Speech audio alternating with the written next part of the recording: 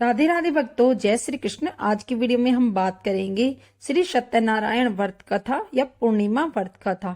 व्रत करने वाला पूर्णिमा के दिन सायंकाल को स्नान आदि से निर्वृत्त होकर पूजा स्थान में आसन पर बैठकर श्रद्धा पूर्वक श्री गणेश, गौरी, वरुण, विष्णु आदि सब देवताओं का ध्यान करके पूजन करे। संकल्प करे कि मैं सत्यनारायण स्वामी का पूजन और कथा स्वर्ण सदैव करूंगा। पुष्प हाथ में लेकर नारायण का ध्यान करे। पुष्प, धूप, नवेद आदि से युक्त होकर स्तुति करे। हे भगवान, मैंने श्रद्धापूर्वक फल, जल आदि सब सामग्री आपको अर्पण की है, इसे स्वीकार कीजिए। मेरा आपको बारंबार नमस्कार है।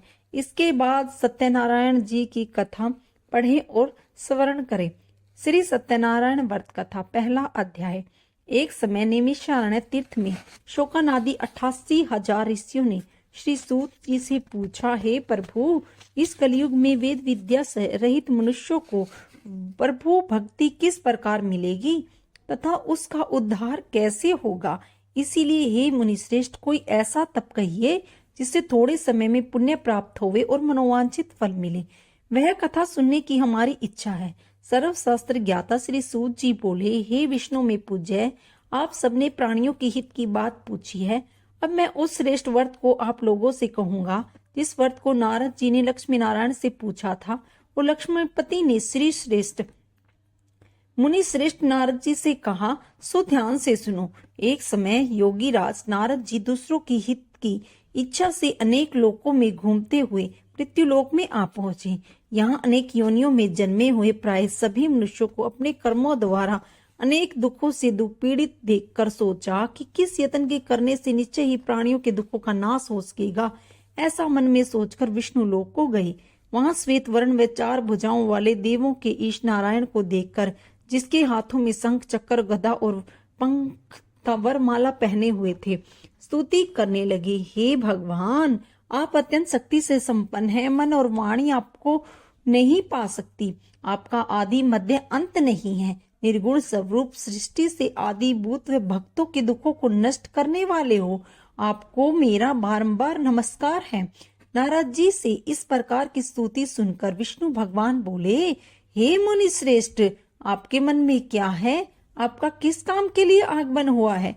निसंकोच कहो। तब नारद मुनि बोले, मृत्युलोक में सब मनुष्य जो अनेक योनियों में पैदा हुए हैं, अपने अपने कर्मों के द्वारा अनेक प्रकार के दुखों से दुखी हो रहे हैं। हे नाथ, मुझ पर दया रखते हुए बताइए कि उन मनुष्यों के सब दुख थोड़े से ही प्रियतम से कैसे दूर हो सकते हैं। हे नारद, मनुष्यों की भलाई के लिए तुमने बहुत अच्छी बात पूछी है। जिस काम को करने से मनुष्य मोह से छूट जाता है, वह मैं कहता हूँ, सुनो। बहुत पुण्य देने वाला स्वर्ग व मृत्यु लोक दोनों में दुर्लभ एक उत्तम व्रत है। आज मैं प्रेम वश होकर तुमसे कहता हूँ, सत्यनारायण का यह व्रत अच्छी प्रकार विधि पूर्वक करके मनुष्य आयु पर्यंत यहाँ सुख भोगकर मरने पर मोक्ष को प्राप्त होता है।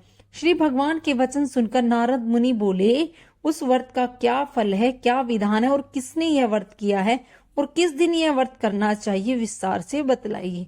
भगवान बोले, दुख शोक आदि को दूर करने वाला, धन धान्य को बढ़ाने वाला, सौभाग्य और संतान को देने वाला यह व्रत सब स्थानों पर विजयी करने वाला है।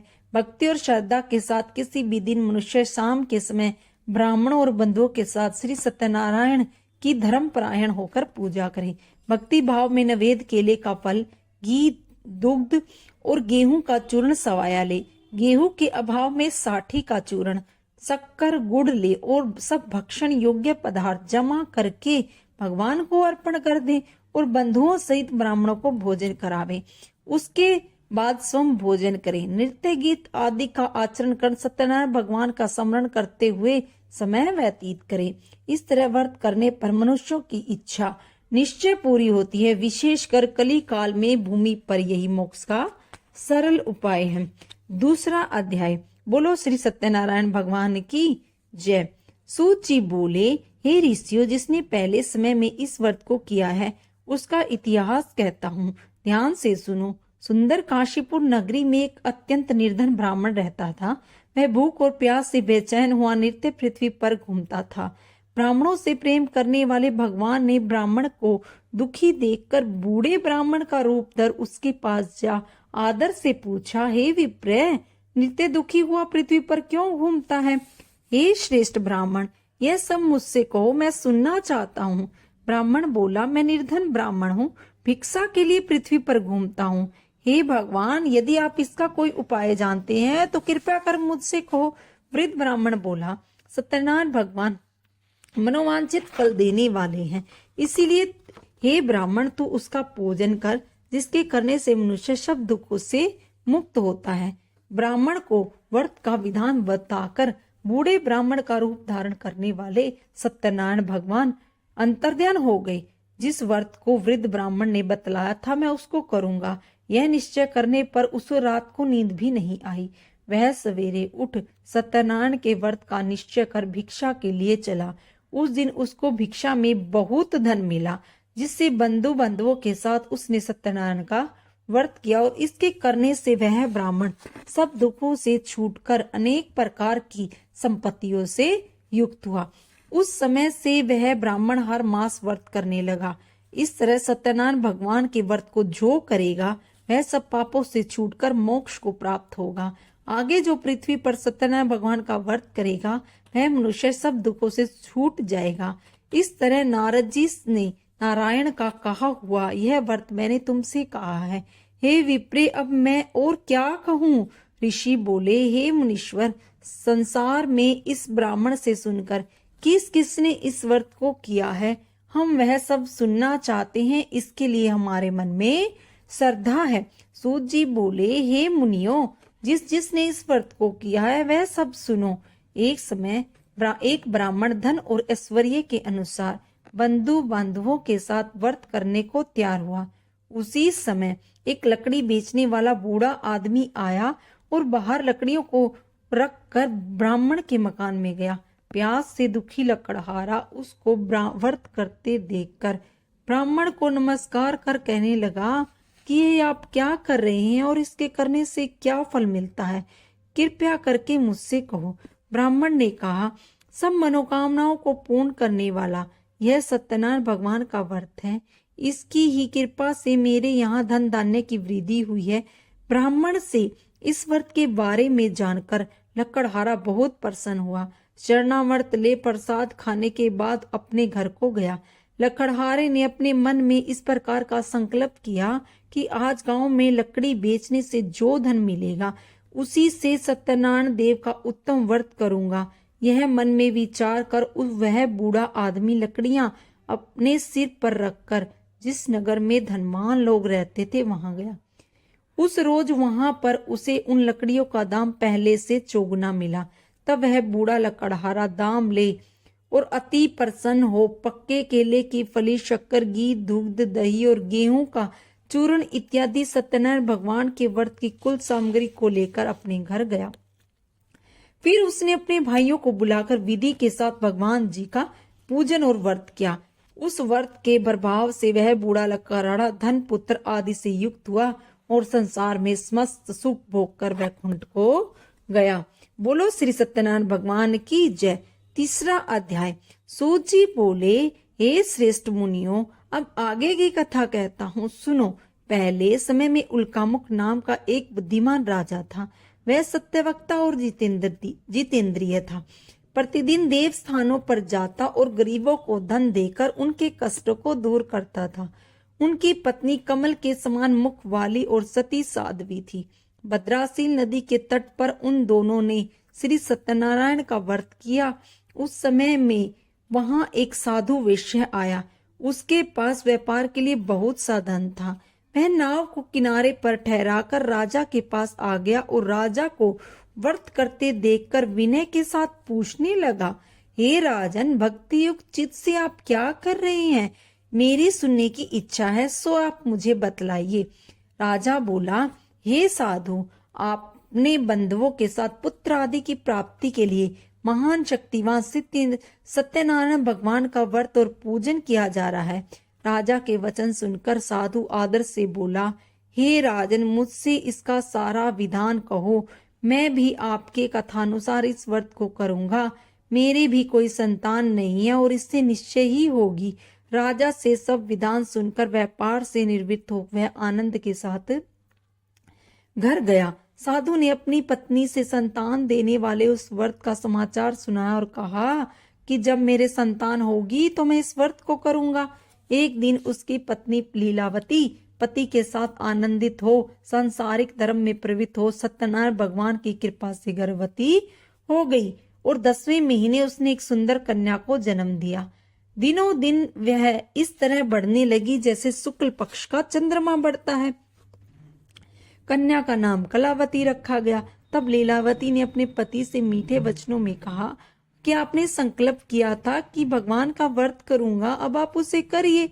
साधु बोला, हे विप्रेस के विवाह पर करूंगा।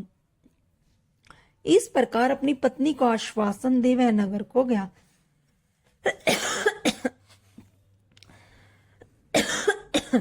कलावती पितृगृह में वृद्धि को प्राप्त हुई। साधु ने जब नगर में सखियों के साथ अपनी पुत्री को देखा तो तुरंत दूत बुलाकर कहा कि पुत्री के लिए कोई सुयोग्य वर देख कर लाओ। साधु की आज्ञा पाकर दूत कंचन नगर पहुंचा और वहां पर खोज और देखभाल कर लड़की के लिए सुयोग्य वर्णिक पुत्र को ले आया। उस योग्य लड़के को देखकर साधु ने अपने बंधु बांधवों सहित प्रसन्नचित्त अपनी पुत्री का विवाह उसके साथ कर दिया, किंतु दुर्भाग्य से विवाह के समय वह व्रत करना भूल गया। तब श्री भगवान क्रोधित हो गए और उन्हें श्राप दिया कि तुम्हें दारुण दुख प्राप्त होगा। अपने कार्य में कुशल साधु बनिया जमाता सहित समुद्र स्थित रतनपुर नगरी में गया और वहां दोनों ससुर जमाई चंद्रकेतु राजा के उस नगर में व्यापार करने लगे। एक रोज भगवान सत्यनारायण की माया से प्रेरित कोई चोर राजा का धन चुराकर भागा जा रहा था, किंतु राजा के दूतों को आता देखकर चोर ने घबराकर भागते हुए राजा के धन को वहीं चुपचाप रख दिया जहां पर वो ससुर जमाई ठहरे हुए थे।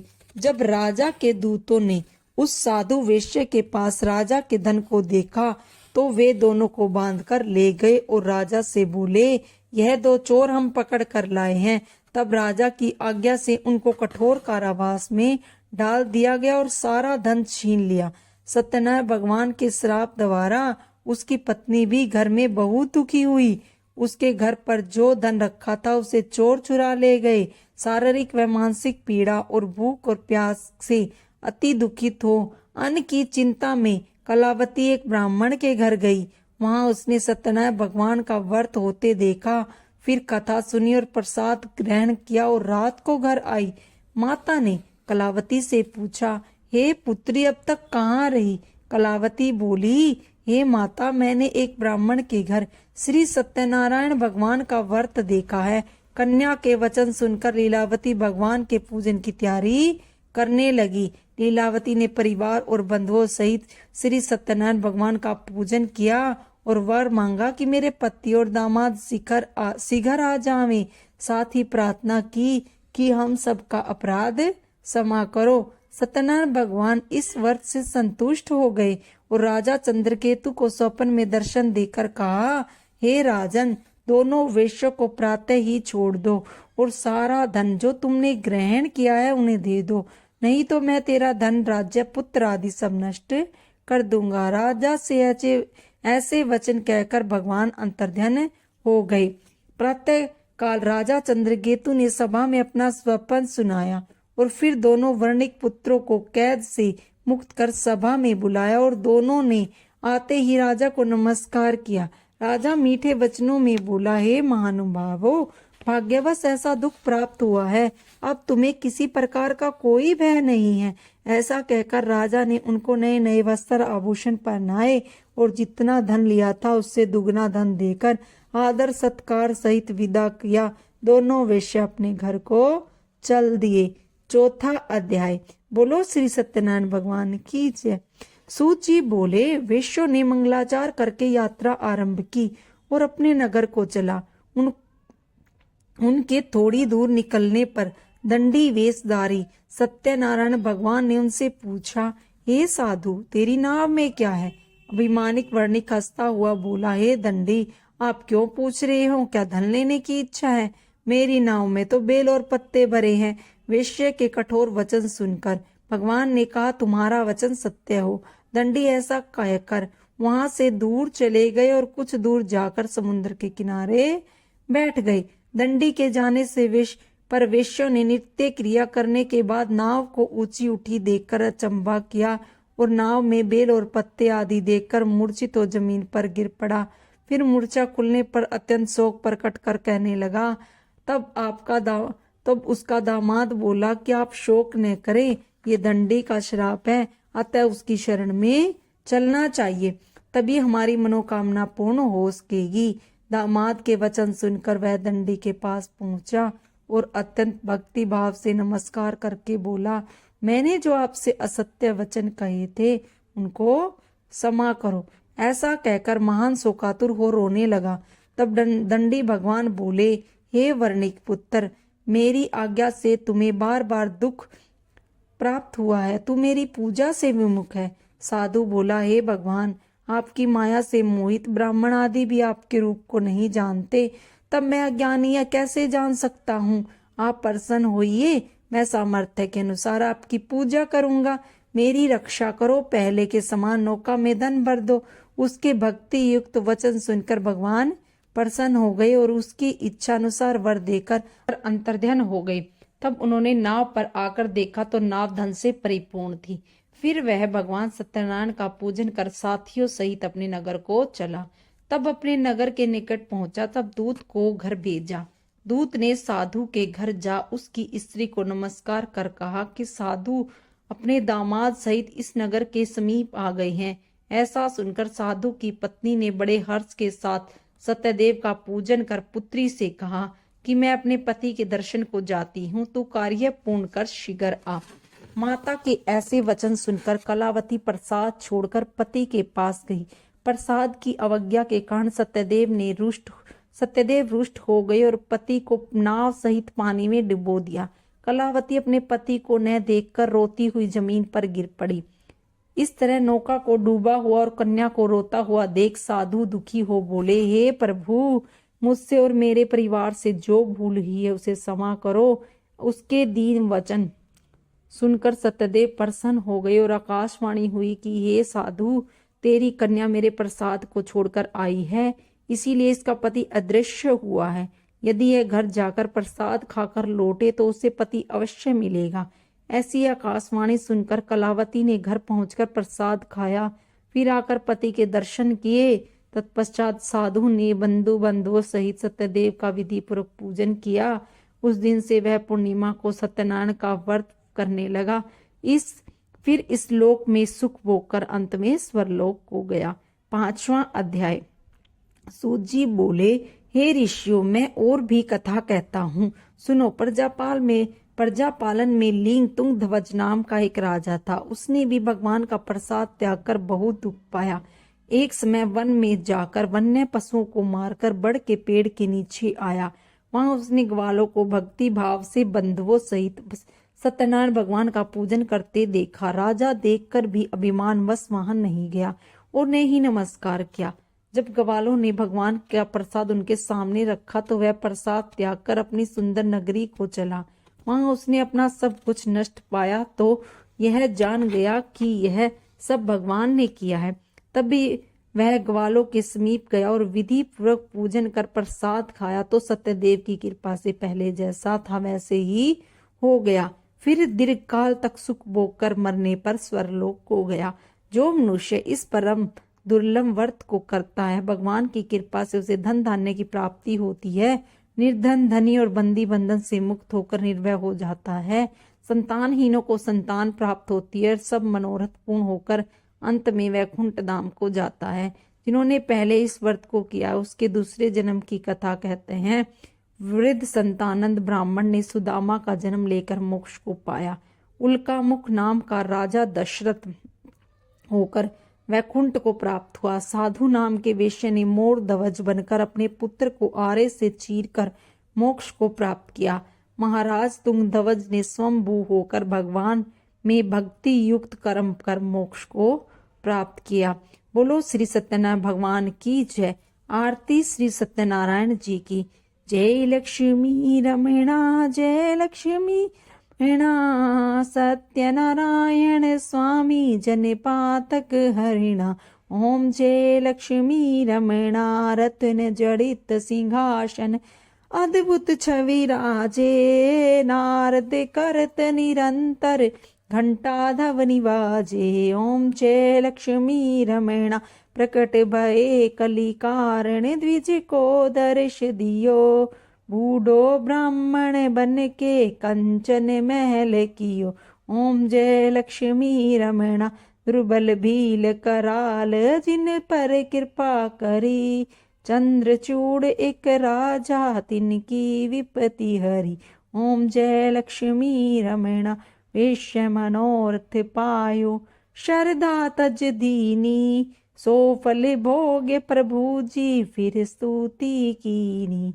ओम जय लक्ष्मी रमणा भाव भक्ति के कारण छिन छिन रूप धरियो। शरदा धारण कीनी तिनके काज सरियो। ओम जय लक्ष्मी रमणा बाल बाल संग राजा मन में भक्ति करी। मन वांछित फल दीनो दीन दयाल हरि।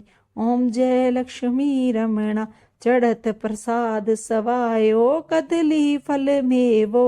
धूप दीप तुलसी से राजी सत्य देवो।